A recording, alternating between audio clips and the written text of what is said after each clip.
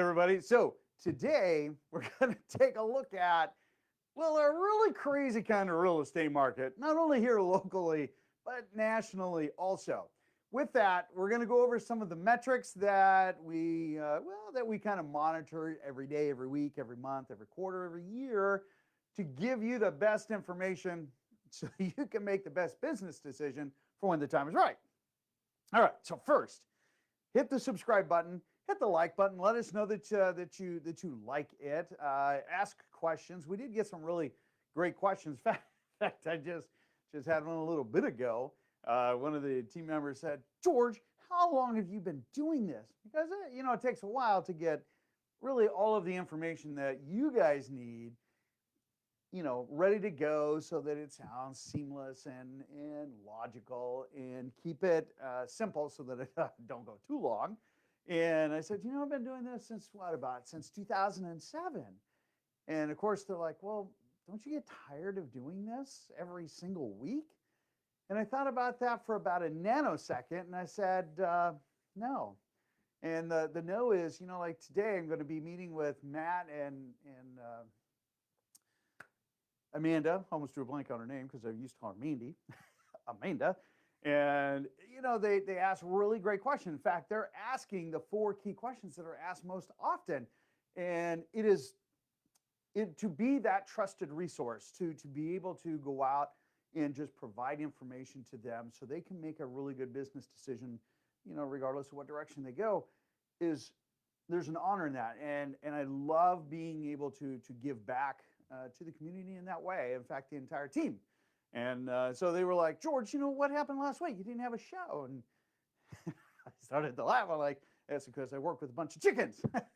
They won't come and do the live show without me because, well, for whatever reason. So last week there was not a show because I was down at Cape Disappointment. And if you have never been down to Cape Disappointment, it is misleading. It is not a disappointment. It is interesting how it did get its name. It is amazing how much history is down there. And it's just on the Washington border side of Astoria, which is Oregon, right there on the coast, where the Columbia River shoots out to the Pacific Ocean. Yes, that is actually the ocean, unlike what Seattle sits on and most of, Dash Point and all those. That's Puget Sound, which is like a glorified saltwater lake that comes up and down with the tides. The Pacific Ocean, largest ocean out there, is actually one of Washington's coastlines, and it is unbelievable. And they have yurts there too. So if you don't have an RV or you don't want a tent, you want a yurt, they have these giant yurts that are awesome. Did you know you can pan gold down there on the beach? You can watch whales, fish, and pan gold all at the same time. You can multitask. In fact, if you were looking for a second job, you could pan for gold down there. And I have to say, there are some interesting people there.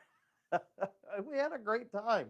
Anyway, let's get back on task. All right, so the market, it's a little crazy. And when we talk about what's going to happen over the next few months as far as our numbers, this is the month that we've been leading up to that we're going to kind of dial this in a little bit. Now, when we talk about year over year, our numbers being down 47.8% as far as total homes available for sale, year over year, down. Okay, understand, month over month it is up. Expected, it's the spring market. The year over year is going to be important because as we take a look, and Marie will post this, as we take a look at our chart here, it is going to change. This is my super fancy folding skills. It's going to change. So the highlighted is April of 2020, and the one on the right, yes, that would be the right, is April 2021. Now, the dark green are the homes that are sold. The light green are homes that are available for sale. And this is where in 2020 we started to see this shift, where we started to see us going from a modest market to, well, an absolutely batshit crazy market. Okay, excuse the term there. All right, so as we look at our chart here, let's get this back in here. So I guess I need to come over this side. There we go. All right, so you can see that the dark green in 2021, let's see if I can get that a little bit better. Everything's in reverse. In 2021, the dark green is almost at the same level as the light green in 2020. Again, light green was the inventory that was available. And the dark green are homes that have sold. And year over year, those are exactly polar opposite. And that is what's going to be super important, because we've been talking about our inventory being down 47.8, 50%, 52%, 42%, sales being up, 18%, 25%. Here we're at 24%, right? Okay. When we talk about that, starting in May, right about now, we're going to start to see some of these numbers shift. They're going to be more consistent with where they were at in 2020 when we talk about our very aggressive, crazy market where we've been drawing down inventory. So when we come down here, new on market is up 13.6%, which is awesome. Pended are up 24.3%, and sales are up 24.1%. Basically a 0.25% more than where we were at last year. Now remember, it was at this point that we started to realize, because in March, that's kind of late February, March, that's when we went into the lockdown. Then in April, May, that's when we started to see, people not staying home. Our real estate market really started to become very aggressive. We started drawing down our inventory. And that's where we started to see these numbers start to become, more in lines like this. Well, these are going to adjust here shortly, all right? Now, over the last 7 days, and it's so funny, I almost did a screenshot for you guys, because up until Friday, because, most of this is what came out on Friday, which is hilarious. And I keep it the same because, again, it's week over week. So it's that consistency. But up to that point, so like Wednesday, the number of new homes on market was, it was like 750, and we had 1,900 pending, and I don't know, just shy of 2,000 sales, something like that, 1,800 sales, something like that. And then come Thursday, it was 900 new homes coming on market, and average of the last 7 days, right? Or not the average, but of the last 7 days.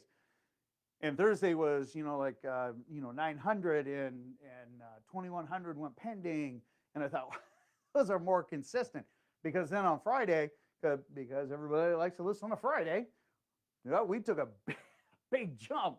We added 700 day over day, where we looked at new coming on market.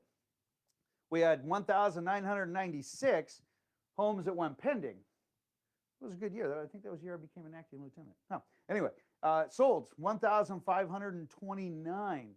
So we are still drawing down that inventory. We're still, even though we're seeing more homes coming on market here, which is excellent, okay? We've actually got a 14% increase in homes coming on market, right? Right here, 13.6, I just rounded it up.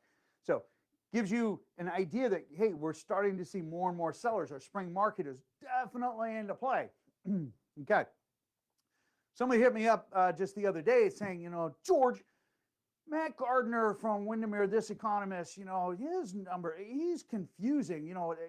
He's saying that, the market is starting to balance, and we're seeing more homes coming on, and we're starting to see prices come down a little bit, and you're saying that prices are going up. I said, hang on, time out a second. First of all, Matt Gardner, he's the Windermere chief economist. That dude is a smart dude. Very smart, a lot smarter than I am. And I know him vicariously through the industry, have an immense amount of respect for him. We need to put his remarks into perspective, because what this person missed in Matt's comment was that 13 out of the 26 counties in Washington are seeing more inventory coming on, and some of those prices starting to come down. It's not everywhere. It's just 13 of them, okay? So Matt is pretty much spot on, because I looked at some of the numbers, and I'm like, dude, man, this guy's spot on, as always, because he's a smart guy, right? All right. So if we take a look at some of the outlying areas where, they don't get that many. Okay, so we were in Pacific Beach also. And there's this little real estate company I just love to walk by. It is hilarious. And unlike us, it kind of reminds me when I first got into real estate, we had these big magazines, these big books that came out once a week that had a picture and a little statement. of each one, and you had to keep months and weeks of these so that you could see history and trend and market values, right? Well, here they have a whiteboard. It's about yay by yay. It says what's available in Pacific, and normally there's just a few of them up there, but now there's a string of them. Okay, well, when you take a look at the fact that you're used to having this many, and they're selling an X period of time, and now you've got this many, and yes, there's still a greater demand, but you're in an outlying area. You're not in a general community. You're not in a city. You're definitely in what we call the sticks. Okay. Well, naturally, when you start to double that inventory, when everybody is starting to say, hey, yeah, now's the time for me. If I'm a seller and I have a unique property or a unique situation with my property, now's the best time to get it on the market. Hello, it is. Of course, it's going to have that impact when you triple the number of homes that you historically ever have in a tiny little, pocket type community. Sure, it's going to have an impact. How could it not, right? That is what Matt was trying to explain. So there you go. All right, let's get back on track again. When we talk about what is going to keep this, the three-legged stool, a couple of weeks ago, we had a number of questions. They're like, hey, George, could you go through that really quick? Yes, okay. Mortgage rates, growing economy, housing supply. Those are the three-legged stools. That's our three-legged stool, right? If one of Jamie's friends used to milk cows, she's like, hey, I liked your three-legged stool story. Anyway, so the three-legged stool, right? If we lose any one of those, then we run into an issue. When we talk about a housing bubble, because my very humble opinion based on watching everything and including now a lot of other folks are starting to have the same message that we are, that there's really not going to be a housing bubble.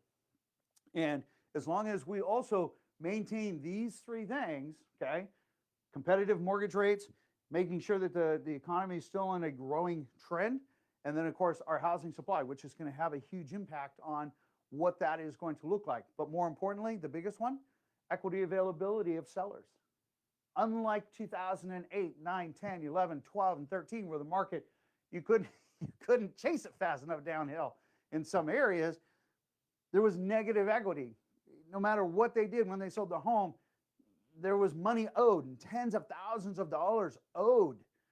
Well, of course they walked away from that, which is unlike today, where we have a market that is going up 1.2, 1.4% every single month and heading in an upward trend.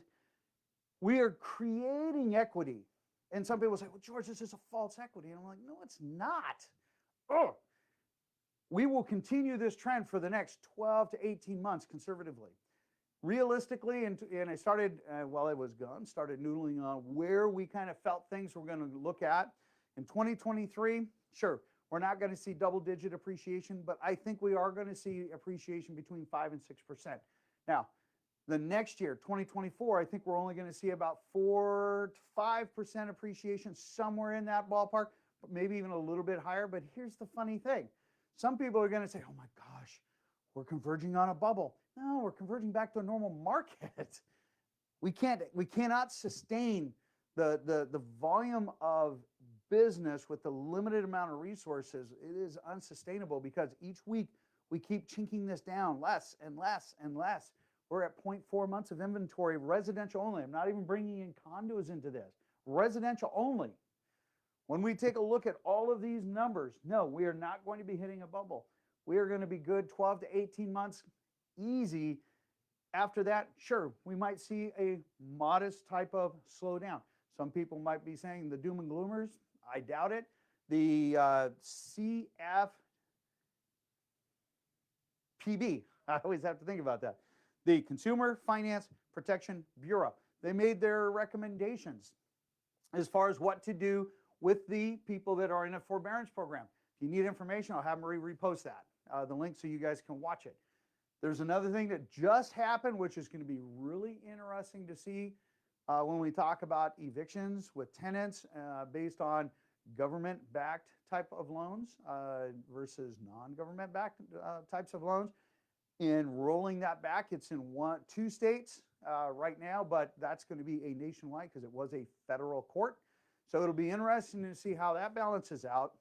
because I think that there's been a bit of abuse by some folks, and we've been insulated up here like we do with our normal market. However, there is some abuse that still happens, and it's hopefully going to bring some equality to that so that it does not punish the landlords. That's just my humble opinion. We'll see how that shakes out. All right. This last week, as you've probably been hearing in the news, depending on which news outlet you listen to, we've got some really interesting numbers that came out. I was focusing on the real estate numbers, and a couple of weeks ago, we were talking about the fact that construction material is up 180% year over year. And so I was asked, when I was chatting with one of my past clients, dear friends, Joy, who's getting ready to build a house, or Sean and Hannah, they're like, okay, so I started running some numbers based on an average home. Average is about 2,200 square feet, 2,000 square feet. Let me get my number here. There we go. Lumber, just the average lumber hard cost increase is $35,827 or $72. When we talk about the cost to build a home, okay, that is year over year. That's how much more it costs. You might be thinking that your builder's being greedy. He's just trying to keep up. Sheetrock is up 7% year over year. That's also called gypsum, for those of you that know about gypsum. Steel is up 18% year over year. Copper is up 27% year over year.